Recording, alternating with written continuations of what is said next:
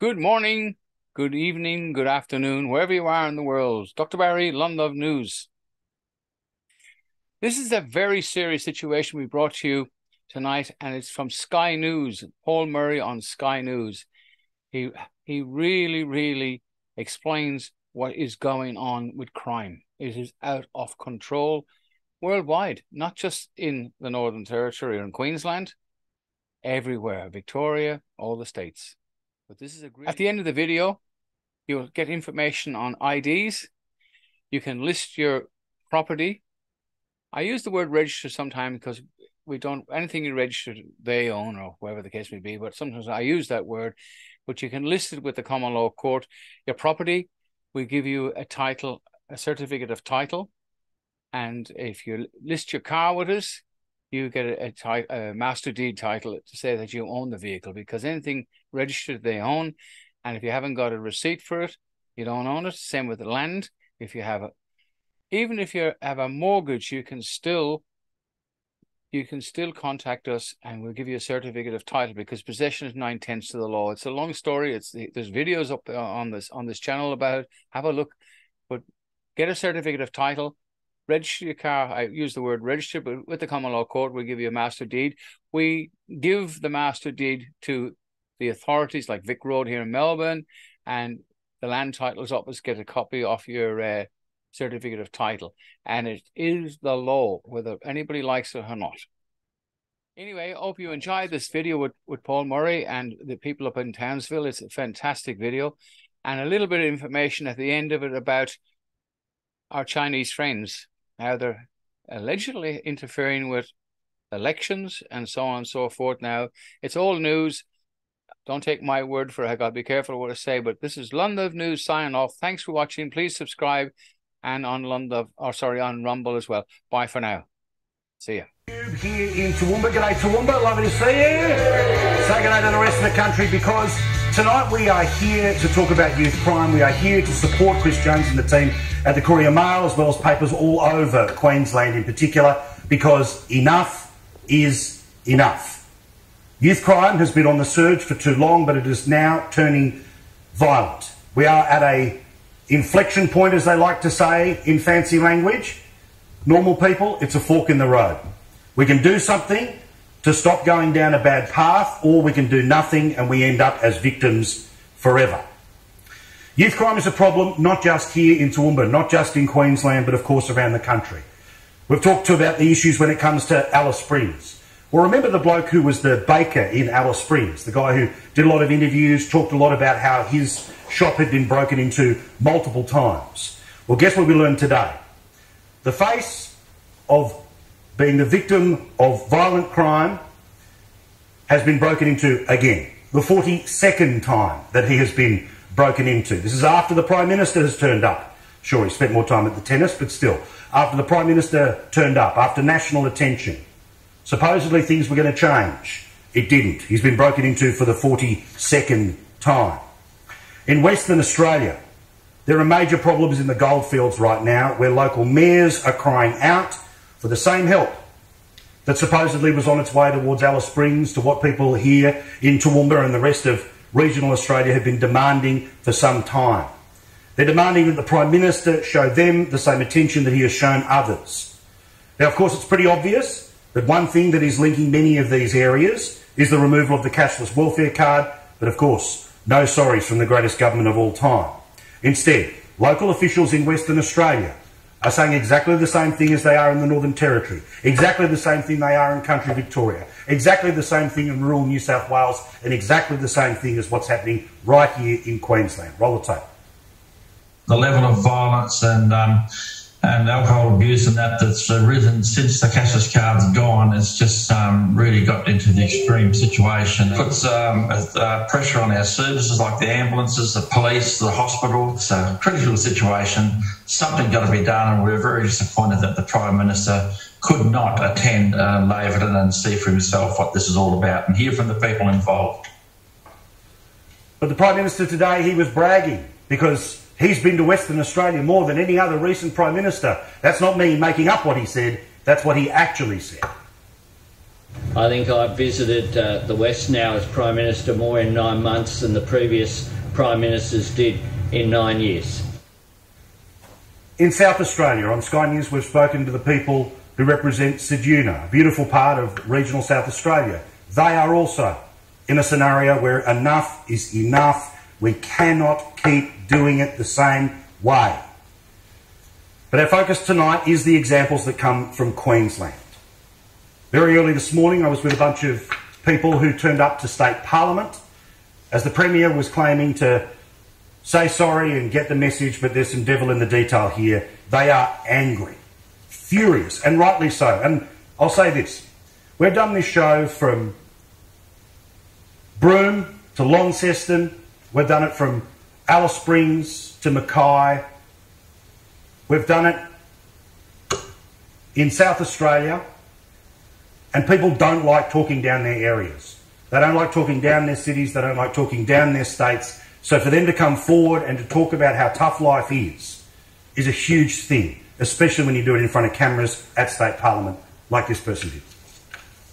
These children died at the hands of other juveniles driving vehicles affected by drugs and alcohol. When it came to sentencing the children in charge of these vehicles, we were sent to a room to confront them. How do you sit in a room looking at another kid who shows no remorse, who has no concept of what he's really done, and show him what he's taken away from us?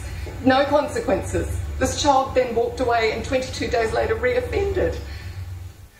And the headline of what the Premier is putting into the Parliament, it'll take a couple of weeks for it to finally become law, is of course returning to a situation that never should have been undone.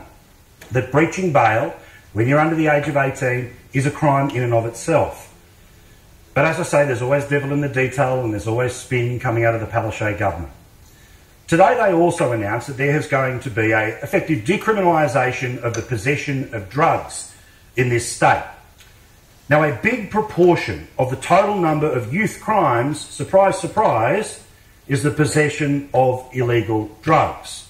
So guess what's going to happen 6 months from now? The Palaszczuk government will say, we have solved youth crime. It is down 5%, 7%, 8%. What have they actually done? They've just stopped counting. The test will be about violent crime. The test will be about sentencing. The test will be about what happens in the courts. So watch this space, mark my words, and don't fall for the BS. If crime goes down by a couple of thousand offenders or 6%, it's because they're fiddling the books. Now, in Toowoomba, they've had a rage that's been building for a long time.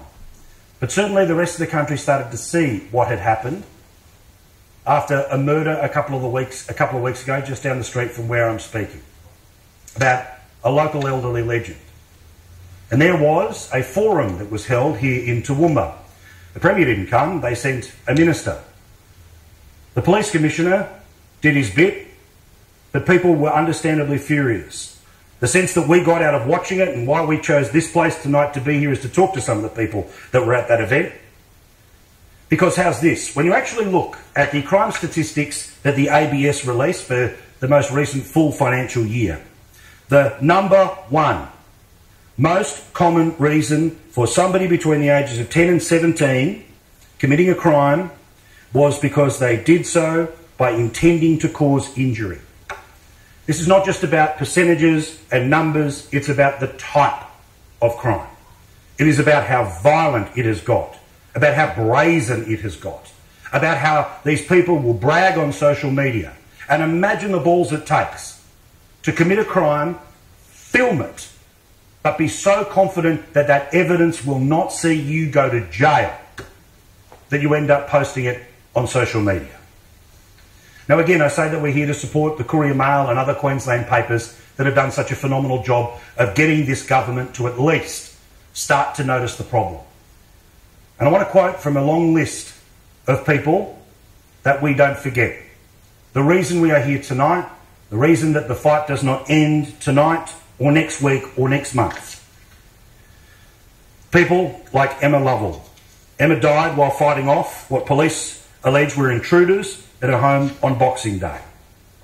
Robert William Brown, the man I spoke of here in Toowoomba. He died as a result of injuries after a sickening alleged broad daylight robbery. I use the word allegedly because these things are all before courts and I don't want to do anything other than to see the court system achieve its goals. Scott was an Uber driver in Hervey Bay. A 17-year-old and an 18-year-old have been charged with his murder. Jennifer Broad. Police say that Jennifer was hit and killed on her motorcycle in Townsville by a car that was hit by another car that had been stolen. We are here tonight because of Carlos Stewart. He died after being shot in a street fight. We are here for Renee Lattimore. A boy 17-year-old was charged with murdering her near Mackay in August of 2021. Baylen Stewart. A 17-year-old has been charged with the stabbing murder of this 16-year-old boy on the Sunshine Coast. We are here for Michael Warburton, a 59-year-old who was riding his Vespa scooter home in September 2022 when a stolen car, allegedly driven by a 15-year-old, crossed to the wrong side of the road. That is why we are here tonight. That is why we are doing what we are doing tonight. It is why we will not give up on this, not conversation, this demand, this primal scream from normal people that something be done. We'll also talk about some of the other news events of the day, and I'll quickly mention those before we return to the discussion about youth crime, including superannuation, where the Prime Minister is now finally starting to get a message from the Australian people that we knew from day one. Cost of living always matters. It doesn't matter when you want to change the subject to The Voice or anything else. Albonomics doesn't work. In fact, even the Independent today said that the honeymoon is over for Albo and Labor. It continues to say here that 71% of the federal government, of people believe that the federal government is now responsible for the interest rate rises. Hallelujah, I told you. They're not going to change the government anytime soon. Sadly, this one will be around for a while. But start to tell a pollster that you've had enough of the BS and spin. That's now starting to happen. Also, in terms of people about whether the country's on the right track or the wrong track, the highest number of people believing the country's on the wrong track since the election, the lowest number who believe that it is on the right track. And I tell you what, it's going to get worse because, as you remember, this is what the Prime Minister and old Grim Jim, the Treasurer, had to say before the election about your retirement savings. We've said we have no intention of making any super changes. One of the things that we're doing in this campaign is we're making all of our policies clear. We're putting them out there for all to see. Australians shouldn't expect major changes to superannuation if the government changes hands. That's what they said before the election, but surprise, surprise, they are breaking the promise after the election. The biggest changes to superannuation in 30 years, increased taxes. You can add that to the list now of power bills, meant to go down by $275, but now way up. Cost of living, a reason to change the government, but now everything through the roof. Plenty of jobs for the old Labor boys like Kevin Rudd, Greg Combet. Less stuff being made in Australia, like we told you about with the paper mill in Victoria, and now even more jobs to go in the forestry industry. And now you can add the taxes on your superannuation. Terry McCrann writes beautifully about this today and about why it matters so. You know better about how your money should be invested. And if, as well, a consequence you get hosed, well, by then, you won't be around to cop the blame. He's talking here about the politicians and about why they're making the changes. You can warm yourself on those future cold winter nights in old age with the comfort that you helped build a better world or something. The reality is that this is an amber warning light which is turning red, especially when we start talking about equity, which means everyone ends at the same place rather than starts at the same place, which is equality.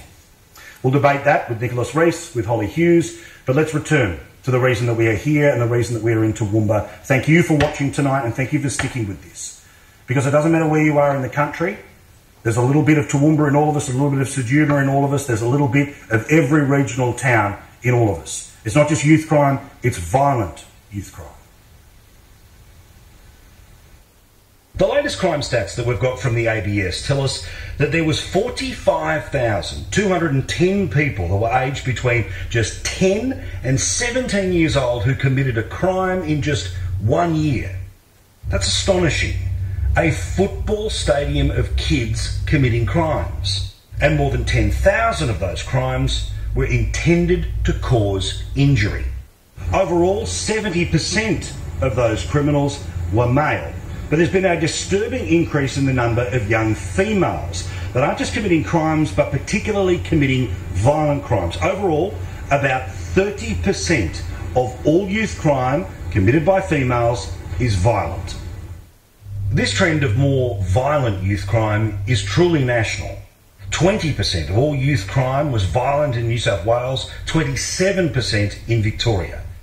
But here in Queensland, to quote the ABS, the most common principal offence for persons aged between 10 and 17 years was acts intended to cause injury. In simple terms, violence. And for every offender, there's a victim. There's the person who was attacked, stolen from, the communities that are changed forever. We're here today to talk to those people because it's time that they were not just seen, but also heard. For months they've been terrorised, for weeks they've been signing petitions. And today Queensland's government was sent the message loud and clear on their front doorstep. If you could look the Premier in the eye, you got 5 minutes of her time, give me the both barrels you'd give her. Okay, Anna, you need to start listening to the communities. We want to bring back breach of bail. We need places to put these kids to get them on the right track, and just start listening to us. We've come today with a group of us which has already been delivered to all the MPs of Queensland, to put a submission to government that is in real words, that is the true feelings and response of real victims. I was dragged into this by 4 youths that attacked my neighbours, the Kefu family, in August 2021. As a family network, we've basically had our lives turned upside down since then. What we see is these juveniles could have been prevented. You know, they shouldn't have been in our lounge room. Taking on a government that doesn't want to talk about something is bloody hard. How are you holding up? It's knocking me around. I shouldn't have to be fighting. You know, like, that's her job. It's absolutely her job. And why I feel like I'm being attacked, but wanting to be safe in my home, for my grandkids to feel safe. She's sitting up there. I can't even take my bag into Parliament today. I've got to put it in a locker and all that sort of stuff. Yet she allows the youth out with knives and, you know, whatever else, to come into my house with a machete. You know, she hasn't done anything to prevent that, but she's nationwide. She's pretty secure up there. I should say, by the way, that, yeah, of course I was giving Julie a hug, but it wasn't a bit of TV BS. Julie watches this show. Her husband Dave watches this show as well, and when somebody gives you a hug, you give one back, right? As it should be. We're again talking about victims because it's not about stats, it's about real people, it's about the change, not just in youth crime, but particularly violent youth crime. Gregory Johnson is here in Toowoomba with me, along with Aaron McMahon, and both sadly have stories about what has happened to them. Gregory, your home has been invaded 3 times. That's correct, Paul, yes. Could I just give you a snapshot of my life in crime? Please. So 20 years in Moree, where I come from, just over the border, not quite in Queensland, nothing. 5 years in Sydney, nothing. 25 years in Canberra, a Canberra Times on a Saturday morning and a sprinkler from the front lawn. Toowoomba, 3 break-ins. And we're now living in fear because we've just got to do whatever we can to make sure they go next door. We've got alarms, we've got cameras, we've got beware of the dog signs. It's really scary out there, mate. What have they taken? Jewellery mainly, obviously not mine, but I can say now that my wife's jewellery case has diminished considerably because you never get it replaced. You never get replaced what was taken, and you never get the value. Insurance companies are impossible to deal with. And how does one replace Jan's grandfather's Dux medallion that he got way back in the 1930s for being top of the class in Christchurch? Yep. You can't replace those things, and that's what really hurts about it. Well, and it's that thing, I mean, Aaron, in your experience, things were so brazen, and again, we've got some footage of what happened with you. They're wearing Guy Fawkes masks. That's hardly an act of somebody who's just trying to do something silly on a Saturday night. That's somebody who's made a deliberate attempt to hit your joint. It was definitely premeditated, Paul. They took 3 hours to get into the house. They tried every door, every window, cut fly screens, tried to get into the kids' bedrooms. They were determined to get into that house to steal those 2 cars, and after 3 hours they achieved their goal. I remember as like a primary school kid, thankfully I don't have the memories of it that my mum does, but when our house was broken into, and forever Mum would say that she was changed by that event. You're always extra nervous. When it's 3 home invasions, when it's a 3-hour attempt to get inside your house, you love this place, you don't want to leave it, you're not going to leave it, but how does it change your day-to-day life, your expectations when you finish watching the telly and it's time to go to bed? We're living in fear. I mean, the important thing that you raised is it's a beautiful place. It's a big country town. It's well known right around the world. People love being here, they love coming here, there are carnival flowers, all those wonderful things. But suddenly, out of the blue, in a short space of time, it's terrorist territory. It's just not good enough. Well, this thing when you hear about, and again, I've got to say, the very first of the Our Towns that we did, 3-4 years ago, was here, Toowoomba, this room. When we talk to the mayor or a local MP or anyone in the street, everyone wants to talk up an area, right? Because you're proud of it, you love it. There's a reason you live here and you don't live in the middle of the major cities. But when the stuff that has happened for too long in the city starts to happen here, when you start hearing about, shotguns, all the rest of it here, again, we don't want to scare people about visiting this place, but if you live in it, you never expected that a shotgun's going to go off and someone's arm's going to get blown away. Machetes being brandished in broad daylight, hammers, bars, you name it. It's everywhere. So, sadly, crime will always exist, but we've got to make sure that we can do something about the violent crime here. The Premier comes out today, a couple of changes when it comes to bail. I've explained how the drug possession stuff is a bit of a fiddle of the books. But if you could have the magic wand, what do you do? Oh, go back to 3 years ago when you were here, Paul, because it wasn't happening. Correct. It's quite a recent thing. Sadly, it's a recent thing. And people did not believe it right around Australia that it could happen here. Yeah. In a big country town, a wonderful country town, that this could happen in a short space of time, that the whole population is terrified. It's not good enough. All right. Well, lads, I appreciate it. Strength and love to the community. Give them a round of applause because coming forward and talking about it's important. I appreciate it. Thank you. Thank you.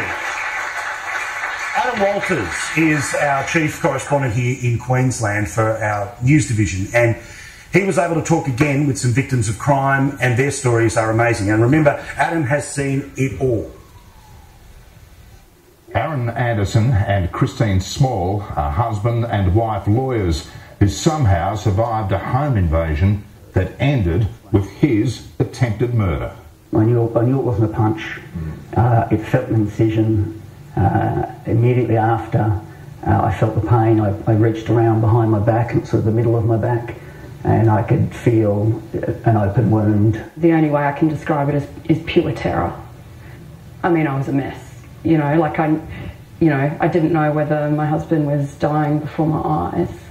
Yeah, look, I couldn't stay upright, so I collapsed to the ground, and Christine had come out of the bedroom at that point in time, and I remember looking up and I said something to the effect of, Dale, I think I'm gone. He was saved by the speedy response of paramedics and police, but 19 months later, the suffering continues for Aaron and Christine, and it's not about to end. Nights are, some nights are better than others, but noises still trigger you.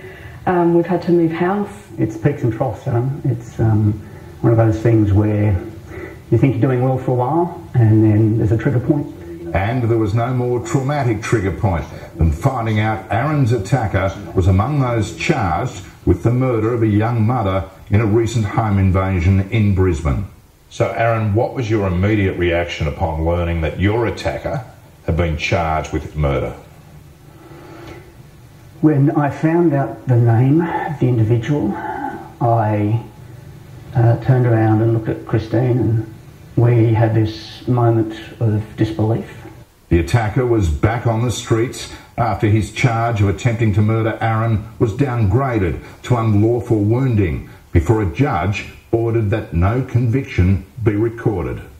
Yeah, I was very angry, and I still am in a sense. And I'm not blaming anyone. I'm not blaming the prosecutors. They've done their job. But I was adamant all the way through this that I wanted the most serious of charges to go before the courts. Yeah, I mean, we were quite angry and disappointed. No conviction recorded. I mean, it's just baffling. There can be a fine, blurred line between vigilance and paranoia, but given what happened to you, I think people are perfectly entitled to be anxious about their safety. We made the assumption we were safe in the community. I don't make that assumption anymore. And to be frank with you, through the support of my psychologist, who's been fantastic, in order to be able to sleep at night, I actually have a baseball bat under the bed. Be vigilant, really vigilant. It's random. It really is random, and your house could be the one they choose on a particular night. So what do you think must happen to improve the public's protection from the failings of the juvenile justice system? What's got to happen? For recidivist offenders, like I feel that we faced on that night, and it's proven to be true. So for those sorts of people in that category, there needs to be a much stronger focus on enforcing things like bail conditions, the sentencing outcomes, and protecting the community, protecting everyone out there. The Enough is Enough campaign is one that has culminated in the front pages, all saying one thing today in Queensland, because it needed to be said. It needed to be said with one voice, and it needed to be said directly to the Premier. Chris Jones is, of course, the editor of the Courier Mail and the editor of the Toowoomba Chronicle. Jordan Philp joins us in the room as well. Lads, g'day. We'll get to whether the Premier did enough today, but Chris, it has been this turn where it's not just crime, it's violent crime. You've both seen it in your local reporting and certainly your experiences in the game, but it really has changed, hasn't it? It has, and first of all, thanks so much for being here. The great thing about you is you're not afraid to leave the big city and get out into the regions, and you love it. And it's no surprise that the first text I got from you today was, God, I love this place. I love it, I love it. If I could have blood transfusions to be a Queenslander, I would. If that could ever be a legal thing, I would gladly do it. And that's fair income, I'm serious. Now, you talk about being a Queenslander, what's changed? We used to be the Sunshine State. Yeah. We're not far off the state of fear. We're certainly living in a state of fear. I've never seen anything quite like this. The number of texts I get from people saying, I'm genuinely worried for the first time. And what was remarkable today is Cairns Post, Townsville Bulletin, Toowoomba Chronicle, Gold Coast Bulletin, Courier Mail, and all of our digital mastheads all the way up the coast, all the editors agreed to send the same message to the government that, as you say, it is enough is enough. They need to do more. And we need to get off this political merry-go-round of just looking at the short-term things and look at the longer-term fixes, because otherwise we'll be living in this state of fear forever. Jordan, the information that comes to you from local police or local sending letters, emails, all the rest of it, when you're telling the story of this town in your time of running the paper, can you tell us about how it's changed, about that focus? Because you can't ignore it. It's got to be on the front page. I think we're seeing a clear escalation in violence, in offences that Toowoomba residents are dealing with. And we saw that culminate in the rage last week at the Youth Crime Forum that was held in town. You could see the fear on people's, in the way that people were speaking. People are worried about people armed with machetes coming into their homes. We are hearing this on a regular basis. We're seeing the headlines, we're getting sick of it, and now we're saying enough is enough. So when people present, also, I mean, we've been able to show tonight, because people have got cameras everywhere, they're able to show it to you.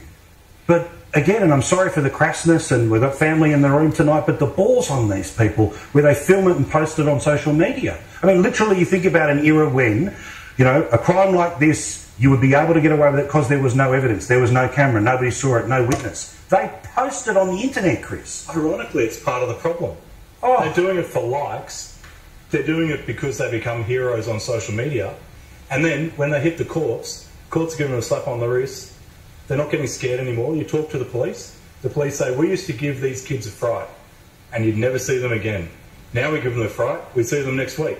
You saw that in Townsville with the kids put out on bail so controversially. They're rearrested, they're back before the same magistrate a week later, even before the original release is back for appeal. Well, it's that thing, exactly. The reason that you were sent out hasn't even got to court before. You're going to go back to court for something else a little bit later.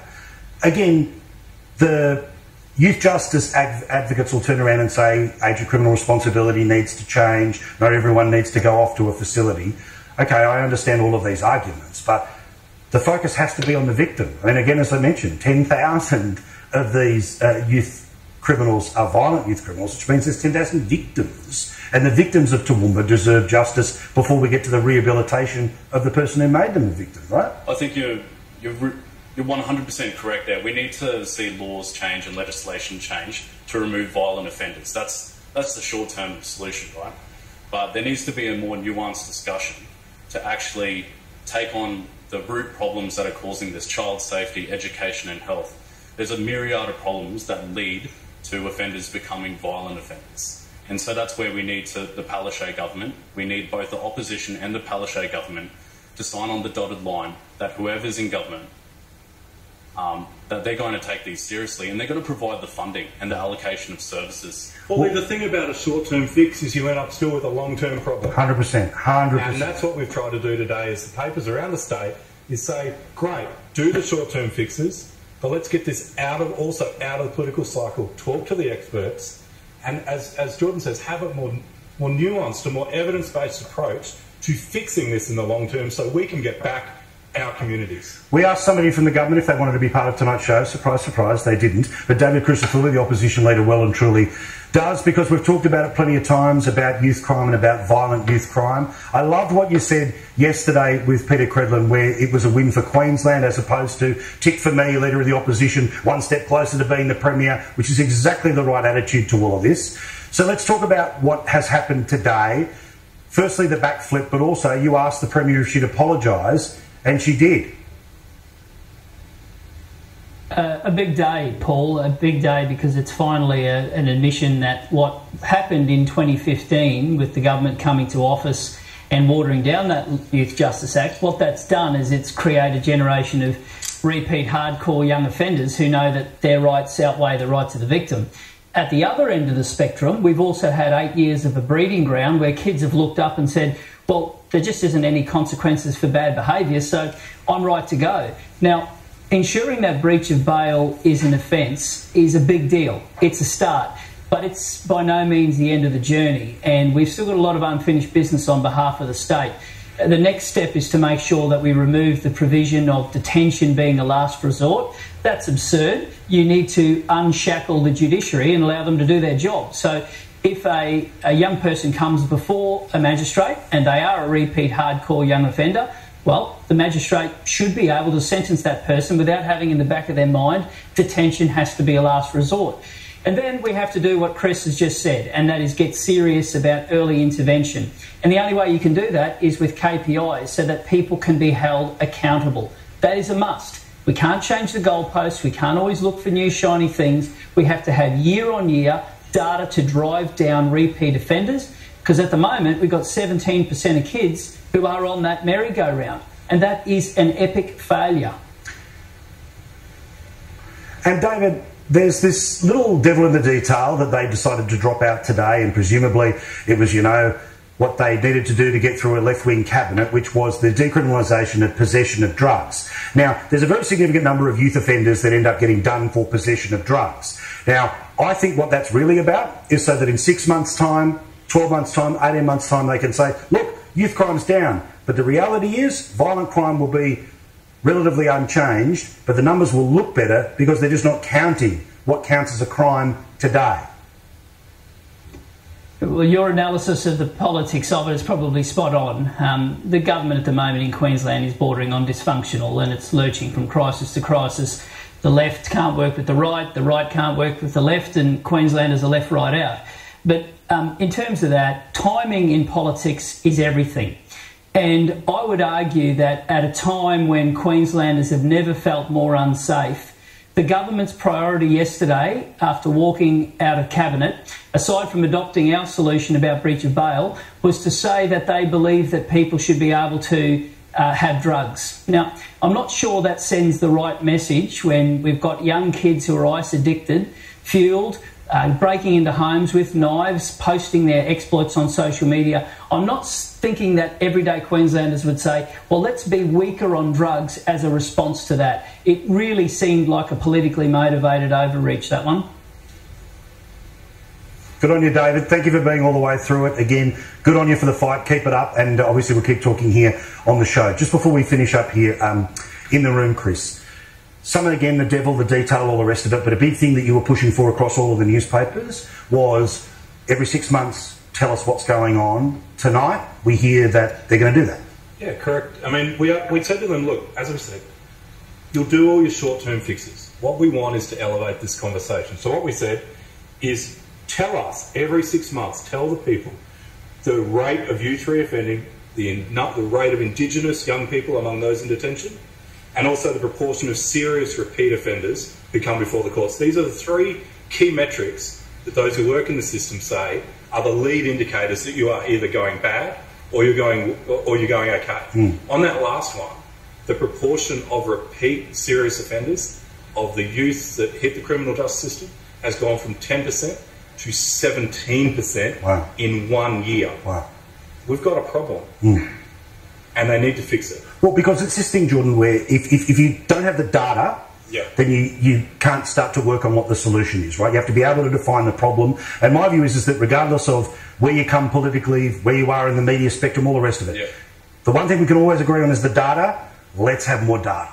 The state government is going in, is treating it like a health issue and not incarcerating those people. So I think we should acknowledge that as a right step. Yeah, I think if it also happens to be sort of politically advantageous in overall numbers, 100%. Let's make sure that. But it's all about picture. Let's make sure they don't massage those numbers. And let's make sure we're holding them to violent offences. Well, you said before, like David Crisafulli appeared. You asked the government, they said no.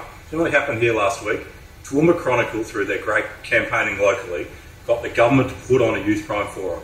And I know you said this on your show and pointed this out, but the person who didn't turn up was Premier Anastasia Palaszczuk. She said, the reason I'm not going to come up to that meeting was because Queensland is a big state, Paulie.